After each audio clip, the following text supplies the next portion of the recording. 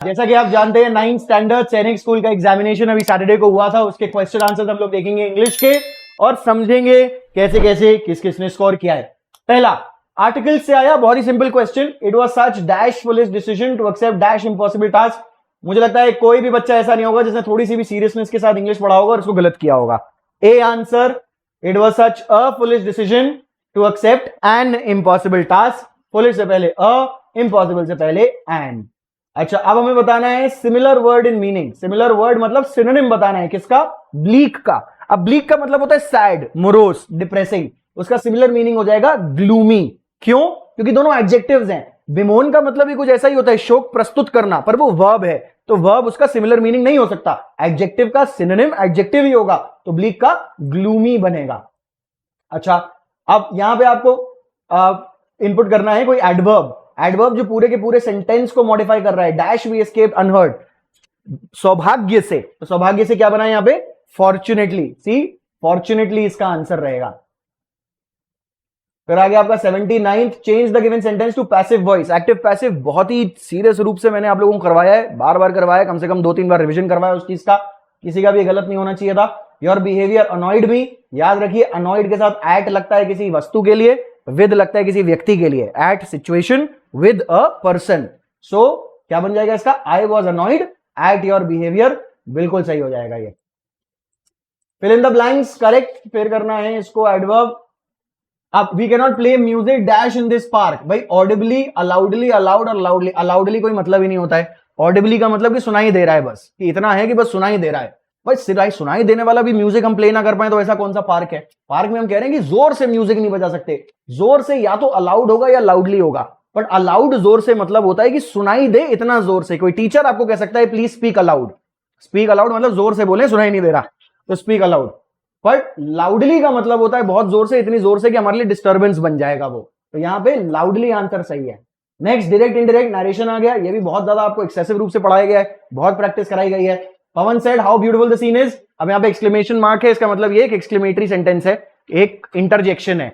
Interjection नहीं है, exclamatory sentence है, तो हम लोग यूज करेंगे यहाँ पे वर्ब एक्सक्लेम। एक्सक्लेम तो ठीक है, एक्सक्लेम के साथ वो भी लगेगा दैट। दैट भी सही है। That the scene was very beautiful. How beautiful the scene is. अब यहाँ पे पास्ट टेंस में हम बता रहे हैं, क्यों? क्योंकि वर्ब जो है वो पास्ट टेंस का है। तो Pawan exclaimed that the scene was very beautiful. बिल्कुल सही आ जाएगा। हाउ वाउ नहीं लगेगा इसमें, क्योंकि यहाँ पे हाउ का उपयोग नहीं करेंगे। वो बस ये बता रहा है कि सीन बहुत सुंदर है, पूछ नहीं रहा है। अगला आ गया हमारा पैसेज। पैसेज को पढ़ेंगे, देखिए अब।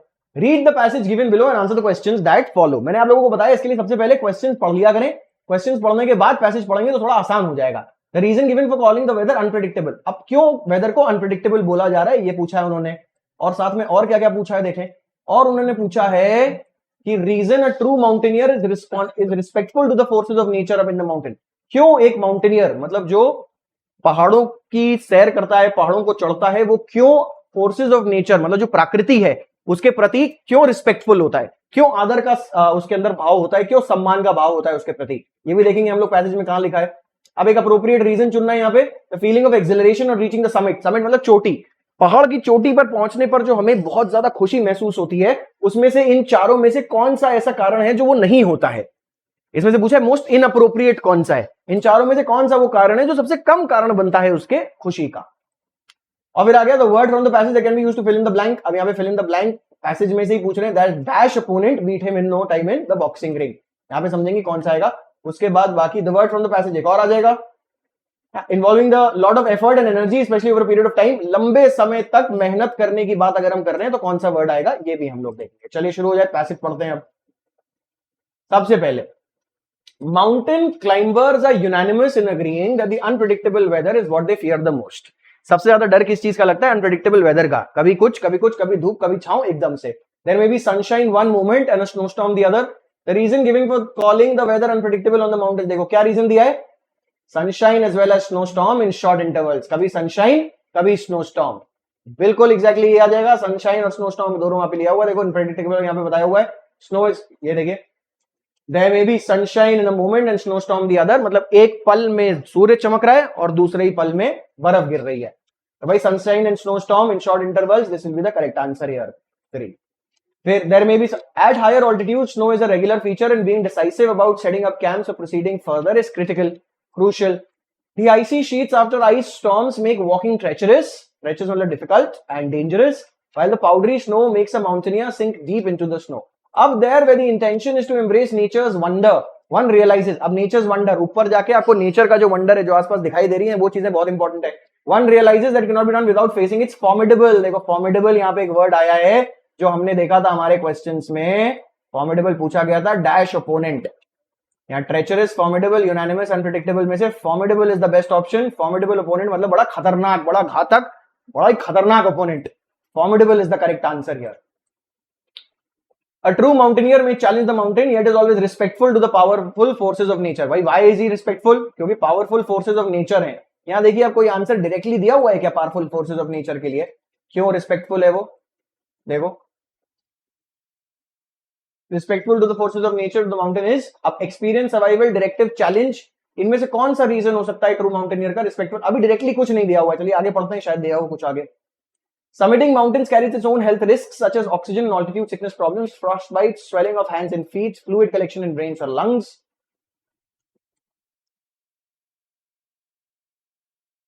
And exhaustion. Yet the gratification mountaineers feel from mastering something that is so frightening urges them to undertake these endeavors. मतलब मुश्किलें तो बहुत होती हैं, चैलेंजेस बहुत हैं, पर जो संतुष्टि मिलती है इन चैलेंजेस को फेस करके और उनको ओवरकम करके, उसके लिए जो होते हैं लोग चढ़ना चाहते हैं माउंटेन्स को, क्योंकि पता है कि खतरा बहुत है, और खतरे के साथ साथ अगर आपने उसको पूरा कर लिया, चोटी तक पहुंच गया, तो जो खुशी मिलती है उसका कोई मुकाबला नहीं. We may think that the mountaineers are fearless, experts say not at all. It's fear that keeps them so intrigued with such an arduous journey. Arduous आ गया एक और वर्ड जो हमने देखा था यहाँ पे हमने पूछा था कि involving a lot of effort and energy. Arduous is the correct word. Arduous मतलब बहुत लंबे समय तक जो एफर्ट और एनर्जी यूज करता है. आर्डुअस वर्क बहुत कठिन और मेहनत वाला काम. Impulse and brazenness can be deadly force. एकदम से अगर आप सोच के बिना सोचे समझे उसी वक्त झट से अगर आप कुछ करने की कोशिश करेंगे तो हो सकता है कि आप के लिए वो एक खतरनाक दुश्मन बने. In the words of the Indian mountaineer Bachendri Pal, the biggest risk is to not take a risk at all. Remember that. चलिए देखें कौन से क्वेश्चंस हमारे बचे हैं. ये हो गया, ये हो गया. एक inappropriate reason for the feeling of acceleration. अब देखो, application of inculcated survival instinct, ये भी यहाँ पे बताया गया है कि आप उस एक डेडली फोर हो सकते हैं. इम्पॉसिबल फीट, अचीवमेंट भी ठीक है. वहां पे नेचर के बारे में भी बताया है. सिर्फ एक चीज जो उसमें कोई भी मेंशन नहीं है वो है सोफिस्टिकेटेड माउंटेनियरिंग इक्विपमेंट के बारे में. तो सोफिस्टिकेटेड माउंटेनियरिंग इक्विपमेंट यूज करने का कोई ऐसा एक्सिलरेशन नहीं है कि बड़े बड़े हम इक्विपमेंट यूज करेंगे, भारी भरकम हम गियर यूज करेंगे, उसकी खुशी है. नहीं, उसकी बात नहीं है. खुशी किस किस चीज की है कि हम अपने इनकलकेटेड जो सर्वाइवल इंस्टिंक्ट है उनको यूज कर पा रहे हैं, हम अचीवमेंट जो फील कर पा रहे हैं वहां पे पहुंचने का, और साथ में जो पैनोरामिक व्यू है, वहां का जो स्पेक्टेक्युलर नेचर का व्यू है. कहां दिया हुआ है देखो नेचर के व्यू के बारे में. Nature's wonder, up there where the intention is to embrace nature's wonder, यहां पे दिया गया है ये. तो इसका आंसर हो जाएगा opportunity to use sophisticated mountaineering equipment. Exhilaration is the most appropriate. ये inappropriate reason है सेकंड वाला सबसे ज्यादा. अच्छा, इसका आंसर फिर भी पैसेज में कहीं डायरेक्टली नहीं दिया है. The reason a true mountaineer respectful to the forces of nature of a mountaineer is, अब मैं कहूंगा भाई चैलेंज, क्योंकि चैलेंज फेस होता है. सर्वाइवल, क्योंकि सर्वाइवल जरूरी है वहां पे. एक्सपीरियंस की वजह से, क्योंकि एक्सपीरियंस क्या हुआ है उन्होंने. मैं कहूंगा भाई challenge is the correct answer. यहाँ पे चैलेंज में दूंगा आंसर, क्योंकि चैलेंजेस वहां पे बहुत ज्यादा हैं और चैलेंजेस की वजह से ही वहां पे वो रिस्पेक्ट कर पाते हैं. देखिए क्या क्या चैलेंजेस बताए नीचे यहाँ पे कि भाई समिटिंग mountains carry its own health risks हैं. ऑक्सीजन कम होगी, ऑल्टीट्यूड में सिकनेस प्रॉब्लम होगी, फ्रॉस्ट बाइट हो सकती है, स्वेलिंग ऑफ हैंड फीट हो सकता है, फ्लूइड करेक्शन हो सकता है ब्रेन और लंग में. ये सारे चैलेंजेस हैं. तो ये चैलेंजेस हैं जो उनको रिस्पेक्ट करने पर फोर्स करती है कि भाई रिस्पेक्ट करो नेचर की, वरना बहुत बुरा होगा आपके साथ. चलिए 87 पे आ जाएंगे. अब यहाँ 87 पे हम लोगों को ऑप्शंस देखकर लगाना है कौन सा सही होगा. द परफॉर्मेंस ऑफ, अब शुरू सबसे पहले हम लोग करेंगे एक सब्जेक्ट के साथ. इंग्लिश में हमें सेंटेंसेस पता है, सब्जेक्ट वर्ब ऑब्जेक्ट लेते हैं. सब्जेक्ट यहाँ पे देखिए क्या लिखा है, was rather worse our players हो सकता है, बट आर प्लेयर्स के साथ यहाँ पे फिर कोई वर्ब दिख रहा है क्या. आर प्लेयर्स वर होगा, वॉज नहीं होगा. So the performance seems to be the correct starting point.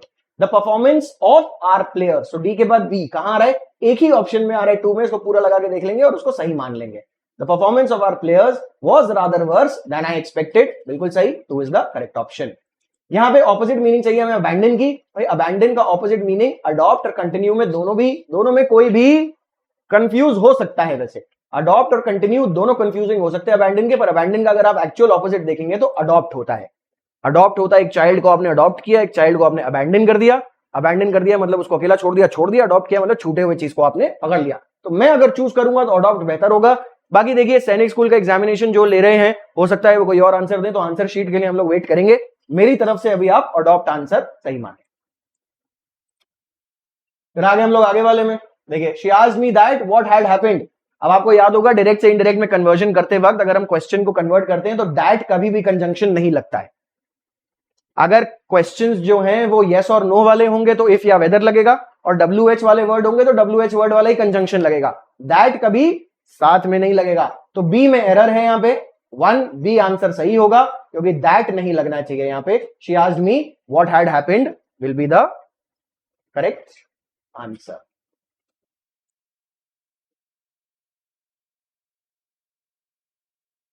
Change the given sentence to direct narration. अब इसको डायरेक्ट में बनाना है। He said that Mangal would be working hard.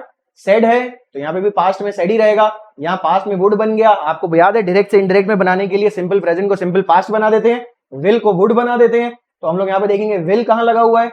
He said Mangal will be working hard, Mangal will work hard. अब would be working है तो will be working होगा, 2 is the correct option. He said Mangal will be working hard, he said that Mangal would be working hard. 90 का 2 will be the correct option. Then we got 91 comparative degree of the adjective most. बहुत easy है, more, very beautiful, more beautiful, most beautiful. Most is the superlative, more is the comparative. बहुत easy है, third more सही है बिल्कुल। 92 पे आ गए हम, read और read ये आंसर सही है। 2 I wrote a line on the sand with a read that she could not read। पहला read जो है REED है जिसका मतलब होता है एक झाड़ का कोई डंडा, और दूसरा read READ पढ़ने के बारे में बोल रहे हैं, तो 2 is the correct option, absolutely correct। यहां पे हमें इडियम बताना है, a dime a dozen idiom लगेगा। डाइम अ डजन मतलब बहुत सस्ते में बिकने वाला, मतलब 1 पैसे में 12 मिल जाते हैं। जो mediocre artists like Sheena are found a dime a dozen, मतलब 1 पैसे में 12 मिलते हैं, बहुत ज्यादा मात्रा में मिलते हैं। A dime a dozen is the idiom, that is the correct fit for 93। 1 is the correct answer. Choose the appropriate question tag. Question tag भी किए हुए हमने भाई। We are going to the movie tonight, auxiliary का negative aren't और same subject का pronoun we, aren't we, fourth is the correct answer. फिर आ गए हम 95 पे। 95 में करेक्ट आंसर भाई क्या है, कौन सा करेक्ट स्पेल्ड है, रेनेज़ॉन्स इज द करेक्ट स्पेलिंग। इररिपेरेबल में PARABLE होता है रिपेरेबल, नियागर में GRE होता है, GERE नहीं, और रिकमेंडेशन में डबल M होता है, डबल C नहीं। रेनेज़ॉन्स इज द करेक्ट आंसर। रेनेज़ॉन्स मतलब रिफॉर्मेशन, नया, कुछ नया से शुरुआत करना, किसी चीज का रीस्टार्ट, किसी चीज का नया शुरुआत, इज कॉल्ड रेनेज़ॉन्स। अब जेंडर चेंज करना है यहाँ पे, he is the father and a teacher, he बन जाएगा शी, फादर बन जाएगा मदर, टीचर होता है कॉमन नाउन तो टीचर ही रहेगा, she is a mother and a teacher, fourth is the correct answer. Change the sentence from passive to active, passive से एक्टिव बनाना है। By whom was this beautiful glass broken, who broke this beautiful glass, absolutely correct, by whom बन जाएगा who was this beautiful glass broken, main verb broke this beautiful glass, who broke this beautiful glass, was broken is the simple past बन जाएगा broke। फिर आ गया this is the dash day of my life. अब यहाँ पे लगेगा superlative, ये हम देख सकते हैं, द है, ऑफ द टू भी नहीं लिखा है, ऑफ माई लाइफ लिखा है, तो इसलिए सुपरलेटिव ही लगेगा। सुपरलेटिव 2 है, वर्स्ट और बेस्ट। बेस्ट क्यों नहीं लगेगा, क्योंकि यहाँ पे देखो अगला क्या लिखा है, nothing seems to go as planned, तो ऑब्वियसली वर्स्ट की बात कर रहा है, बेस्ट की बात नहीं कर रहा है, तो वर्स्ट आ जाएगा यहाँ पे। Opposite meaning of prevent, permit, permit का मतलब होता है अलाउ, अलाउ का ऑपोजिट हो जाएगा प्रिवेंट, परमिट का ऑपोजिट प्रिवेंट हो जाएगा, opposite meaning of permit is prevent. Choose the correct conjunction from, अच्छा कंजंक्शन देखना है, दो she worked hard yet she failed, दो के साथ याद रखिएगा बट यूज नहीं होता है, येट यूज होता है। So that's that for the question paper. Thank you so much for joining in and I shall see you in the next one.